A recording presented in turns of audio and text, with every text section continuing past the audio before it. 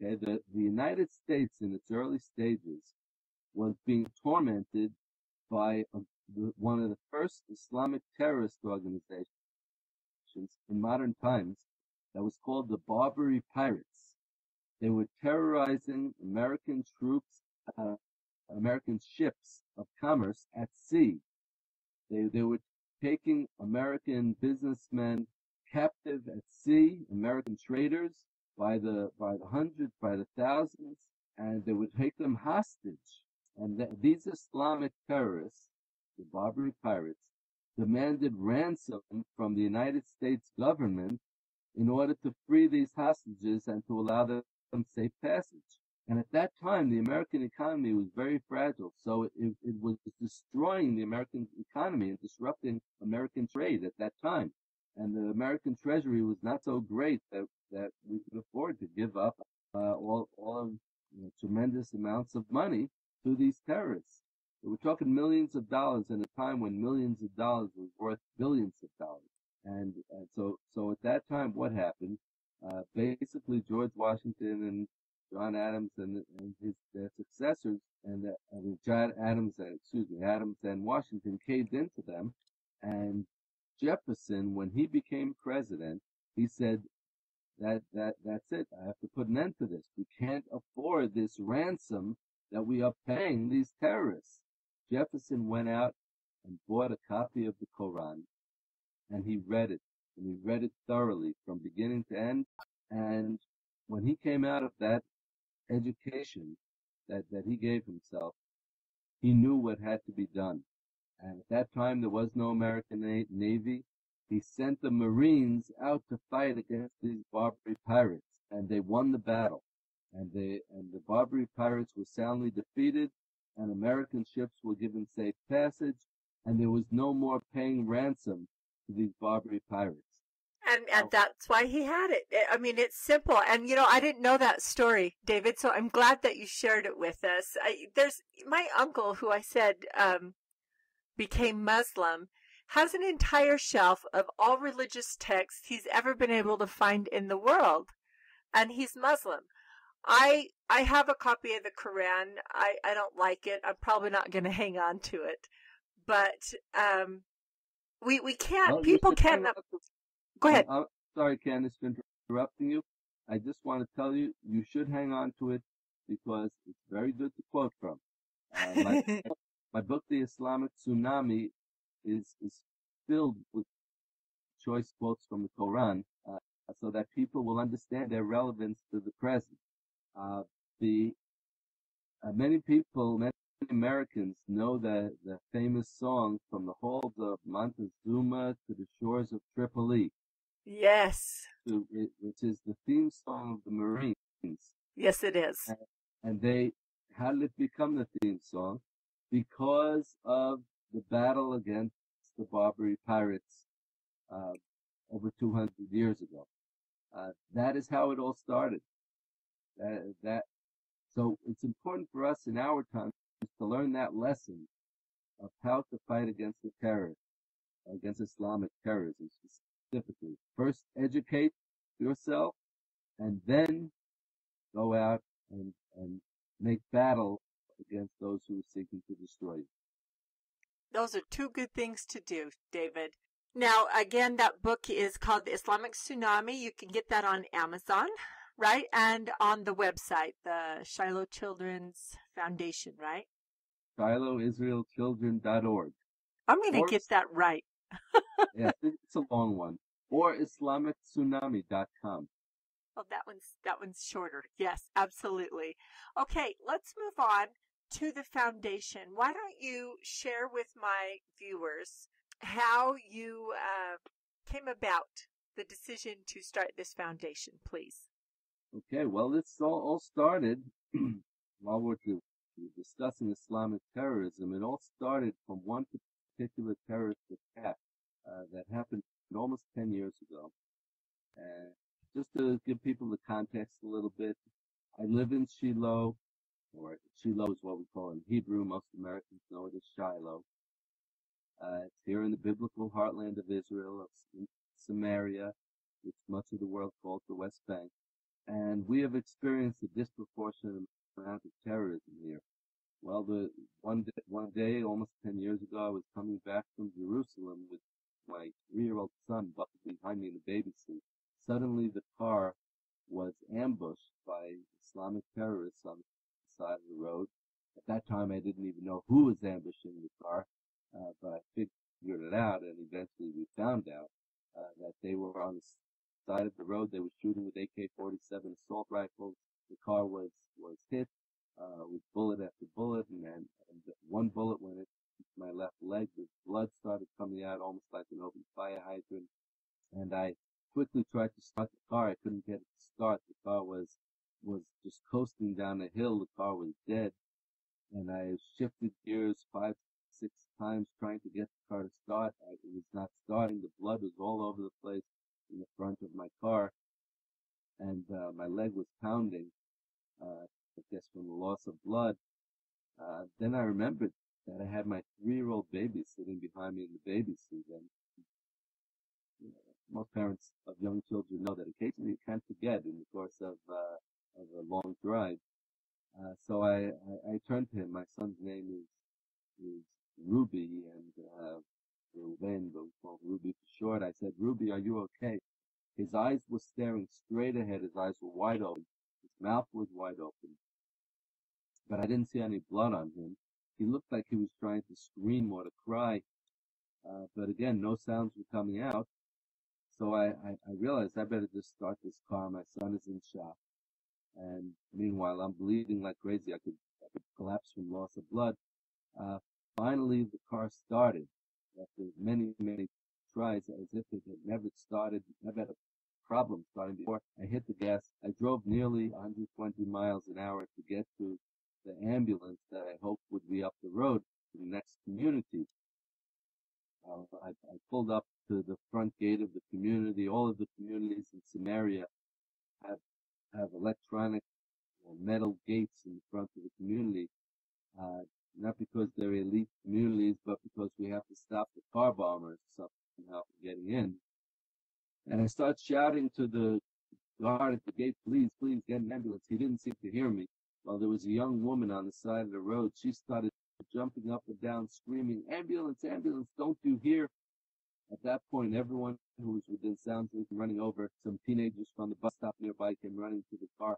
A gas station attendant from the nearby gas station ran up to the car. He ripped off my shirt. He wrapped up my leg to stop the blood flow. He said, "Don't worry, I'm also a medic. I know what I'm doing." And he managed to make a tourniquet and stop the blood from flowing out of my leg. And soon the ambulance arrived. The medics from the ambulance start running up to the car. They start unbuckling my son from the baby seat. I said, no, please leave him alone. He's just been shot. He just needs to be with me. He needs to be with his dad. The medic said, "No, sir, I have to take him out." He pulls him out of the baby seat. He wraps him in his arms. He starts running to the ambulance at break speed, shouting, "Wait a second, he's also been shot. He's been shot in the head." They later told us that a bullet had gone into his head where the skull meets with the neck and went through his neck, causing a skull fracture and internal bleeding in the cerebellum. Well, I was in shock, and I didn't know what I could do. I was helpless. They whisked both of us onto stretchers, wrapped my son with bandages around his head, and put an oxygen mask on his face.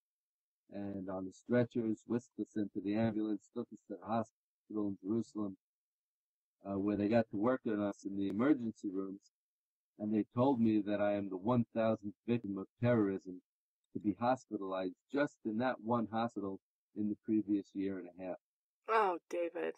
I wasn't quite sure what I was going to do with that dubious privilege and honor, but they explained to me. I could laugh now. I really wasn't laughing then. But they explained to me that they're telling me this because the media was amassed outside that emergency room because they wanted to interview me and photograph me and my son because we're the 1,000th victim of terrorism. They wanted Oh, my goodness. Evening news. and some newspapers the next day. Anyhow, I was told that they'll protect my privacy and they will keep the media away, and I thought about it for a split second. I thought of all the terrorism that we had experienced just in our part of Israel, and I thought of all the children just in my own neighborhood who had been killed in terrorist attacks, and I said, no, you bring them in, I have what to say to them. And I've been telling this story ever since. And I tell the story not just because of our personal trauma. I tell the story not just because I have a political message to deliver. I tell the story also because it's a story of miracles. The bullet that went into my son's head and through his neck missed his brainstem by 1 millimeter. The bullet that hit me in my left leg missed my right leg, enabling me to drive my automatic car to the ambulance. And last but not least, the car mechanic called me up on my 5th day in the hospital, asking me, David, I don't know why we can't start that car. And to this day, I have no rational explanation for it, except that God just carried us on his wings to get us to that ambulance. Had to have been. After that terrorist attack, I was a changed person.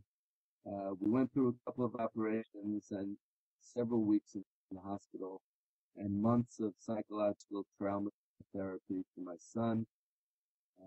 But we survived. Thank God we both survived. And as we went through the recovery process, I realized that psychological trauma that my son had experienced was so deep and was something that had been multiplied by so many other children. Every other family that had suffered from this terrorism needed help and needed caring. So that's when I decided to start the Shiloh Israel Childrens Fund for the specific purpose of helping the children of the biblical heartland of Israel to overcome that trauma. We established a therapy center and educational programs, and we treat children in the way that children need to be treated. You know, I'm grateful that you were able to do that. David, as I listen to your story, as I listen to what you and your son underwent and the effect it has had on the children of Israel, of Shiloh specifically, it just breaks my heart that the world continues to ignore what's going on. So tell me how you see, I'm trying to think how to frame this question. Tell me how you see what is going on in the world in relation to Israel right now. And I know Barack Obama hasn't helped the situation in any way, shape, or form. He's only made it worse. And we're going to vote him out of office here. We're going to make sure we don't have him any longer. But how does Israel look at the world? That's the first part of the question. The second part, I would like to know what Israel thinks of the Tea Party movement here in the United States that just cropped up and then continued to grow within a month of Barack Obama taking office. Okay, well, you've asked a lot in one question. I have. Try to remember. You may have to remind me. But I think we need to divide that a little bit. I'm giving you my perspective from here in the heartland of Israel, and obviously there are many Israelis. There are Israelis who agree to release 1,000 terrorists in exchange for an Israeli hostage, which just happened. There are Israelis who believe in apologizing to countries like Turkey who are hostile to Israel. There are Israelis who believe that you have to apologize for who you are. And there are other Israelis like myself. And we are a big part of Israel, probably a majority of Israel, who believe that the land of Israel was given to us by the God of Abraham, Isaac, and Jacob, who believe that Israel is our eternal inheritance and needs to be taken care of, and that we don't have a right to give any of it away. In any kind of peace agreement, any peace agreement that's based on true reciprocity has to be peace for peace. If you want peace, we will give you peace. We say to our enemies, and if they don't want peace, and they just want to take a big piece of Israel, well, then the deal's off, and that's how we need to explain things as far as our internal issues here. How does it relate to the United States? Well, the United States is a country, as we discussed earlier, that's built on biblical foundations. It's a country that has always understood that connection with Israel. And there is a verse in the Bible, and by the way, I heard you said earlier that you actually read the Bible. Well, not only I studied you, it. the best-selling book of all time. Yes. And the best-selling book of all time for a reason, because there are countless moral lessons to be gained by reading it. Yes. And the moral lessons to be gained, and also lessons of international relations and understanding how to relate to different countries in the world and how to relate to Israel. So it says in the first book of Genesis in the Bible that those who bless Israel will be blessed, and those who curse Israel will be cursed, and all of the nations of the world will be blessed through Israel. Okay, now there's a fellow named George Washington, who was the first president of the United States, and he spoke of those blessings that come through the relationship with Israel. When he spoke in a synagogue in Georgia in colonial times, he spoke of the blessings that should come to the United States from the divine providence. He said, may the divine providence bring these blessings upon these United States of America, and called for the people of Israel to bring those blessings upon the United States of America, as he spoke in his synagogue. This is the President of the United States talking. So it was something that was understood. I'd like to jump ahead, if I could, to a president named Harry Truman. And Harry Truman obviously was president shortly after World War II. He succeeded Franklin Delano Roosevelt. And he also understood that connection with Israel. He understood that biblical, historical, moral, values-based connection with Israel. And the Truman biographer, and this is a whole segment that I'm pulling from my book, The Islamic Tsunami, and if people want to read all the details, they would have to go to the book, of course, but I'm describing it now for you in a shortened version. The Truman biographer said that President Truman, he only saw a couple of times when President Truman became emotional. And both of those, the two times that come to mind, had to do with Israel. One was when he met the Prime Minister of Israel, the first Prime Minister of Israel, David Ben-Gurion, and the other time was when he met the Chief Rabbi of Israel. So I'm going to tell you a little bit about that story. The Chief Rabbi of Israel came to the United States to visit President Truman shortly after President Truman supported, and he was the first world leader who supported the reestablishment of the State of Israel in 1948. So the rabbi, his name was Rabbi Herzog, he came to visit President Truman a couple of years later to thank him for being on board with Israel. And when it came to, he sat down with the president, and the chief rabbi pulled out his Bible, and he started reading from the book of Ezra in the Torah, in the Bible, and which speaks about the benevolent Persian King Cyrus, Yes. who wasn't Jewish, but he helped. It was pivotal in rebuilding the Second Temple in Jerusalem after the first exile. Yes, he was. From the land.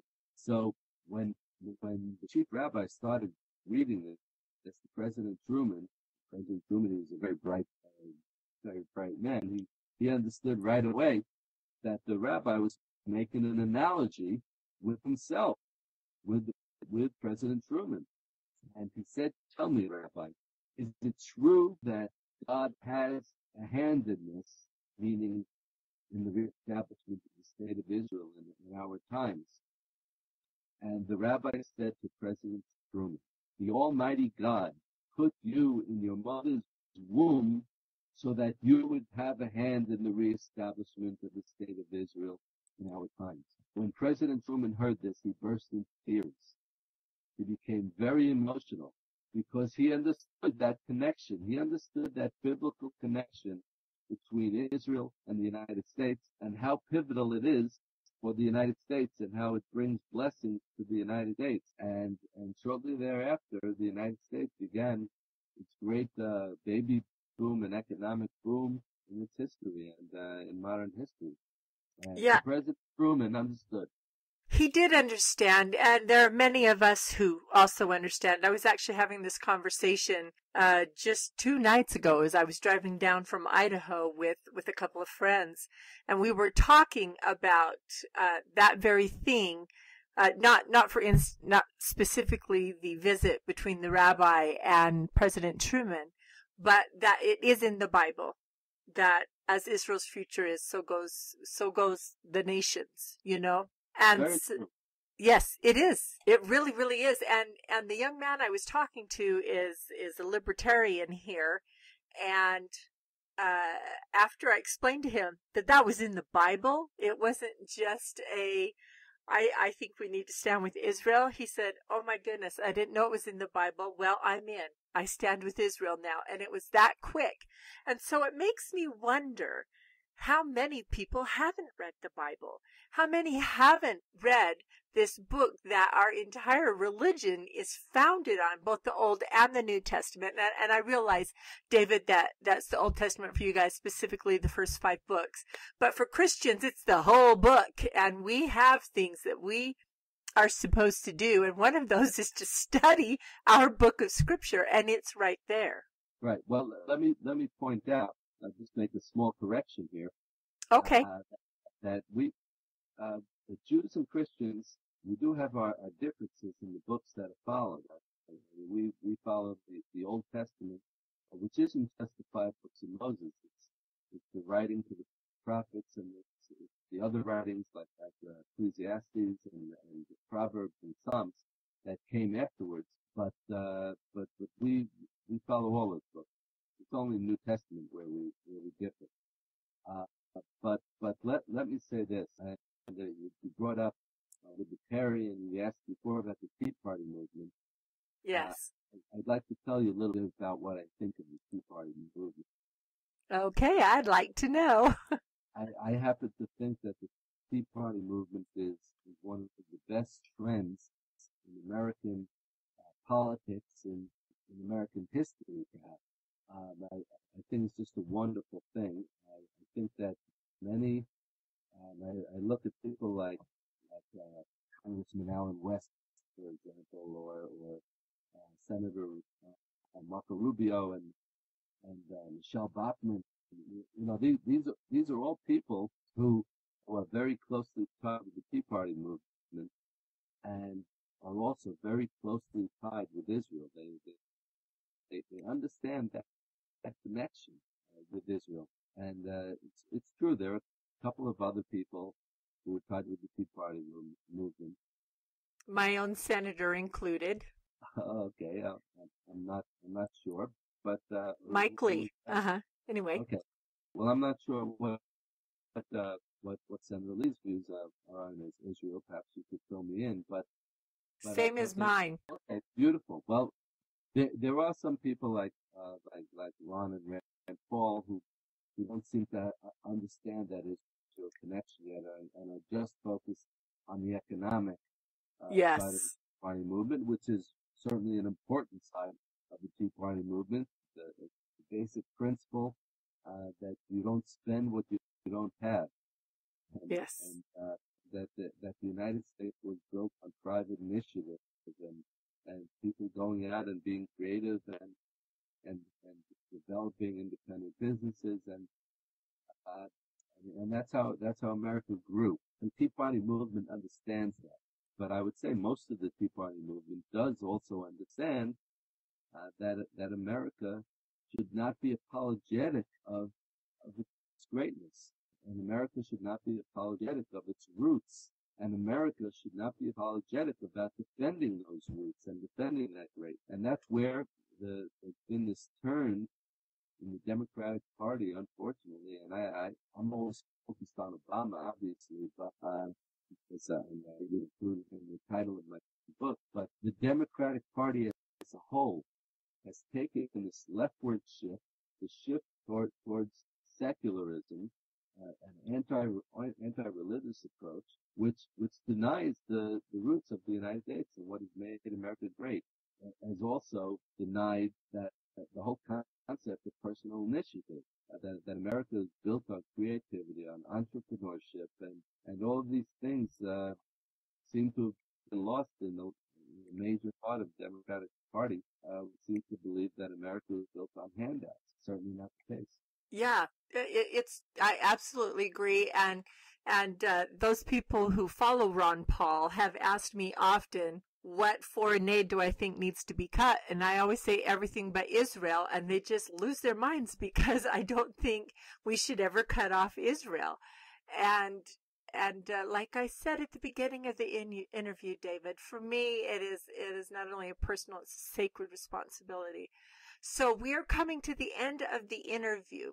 Is there anything, why don't we end this up with the Shiloh Children's, you go ahead, tell. Children's Fund. Shiloh Israel Childrens Fund. Okay, I swear I'm going to get that sooner or later, David.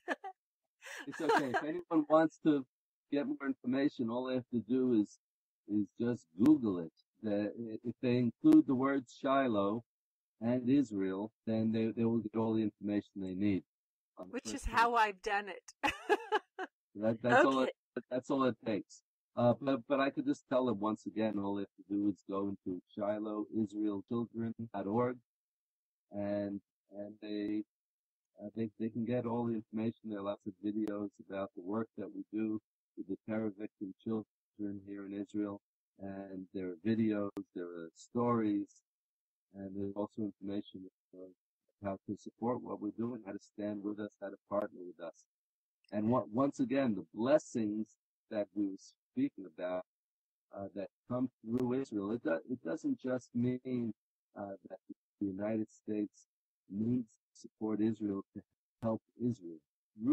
Through that support, the United States is helped. Through the intelligence sharing that Israel has with the United States, through the fact that Israel is this bastion of democracy and freedom here in the heart of the Middle East, which is an Islamic wasteland.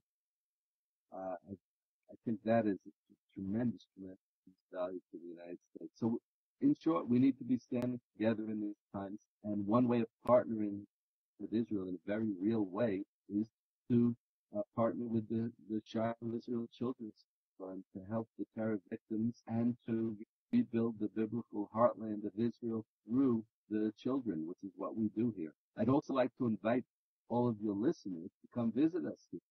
You know, one problem with a lot of nonprofit organizations is that sometimes the nonprofit organizations are raising money and you don't know where the money is going to. And that's not so. The Shiloh Israel Children's Fund, everyone who gives is invited to come and see for themselves what we're doing here in the heartland of Israel. And I issue that invitation that sincerely, and of course to you, Candace, and to all of your listeners. They can just be in touch with me through the website, and they can find out more. Thank you, David. I just can't stress how much I do support your foundation, and his book, The Islamic Tsunami, and everything that David is doing. I have interviewed you, 2 or 3 times now, David? I think. Been a few times already, yes. Yes, it has. And I will continue to do so because I do believe that you are doing a wonderful work there. And I love having you there to give me the update on what's going on in Israel and how things are playing out. So thank you. I know it's late there, so thank you for joining me. and for joining Turning the Tide and sharing with us the knowledge of that you have gained as both an American and an Israeli citizen living there in the heartland of Israel. Well, thank you, Candace. I've enjoyed it very much, and I look forward to being with you again at another time. Absolutely. Thank you, David.